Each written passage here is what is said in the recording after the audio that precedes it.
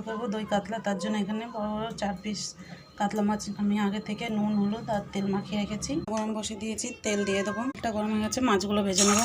মাছগুলো হালকা করে ভাজা হয়ে গেছে, তুলে নেবো। মাছগুলো তুলে নিয়েছি, ভাজা তেলের মধ্যে দিয়ে দেবো লবঙ্গ আর এলাচ, শুকনো লঙ্কা, তেজপাতা। এখানে আমি বড় সাইজে একটা পেঁয়াজ বেটে নিয়েছি, এটা দিয়ে দেবো। দিয়ে দেবো আদা রসুন, দিয়ে দেবো স্বাদ মতো নুন, হলুদ, মতো ধনে গুঁড়ো, জিরে গুঁড়ো। এটা ভালো করে মিশিয়ে নেব। আমি এখানে আগে থেকে কাজু, পোস্ত, মৌরি বেটে রেখেছিলাম, এটা দিয়ে দেবো।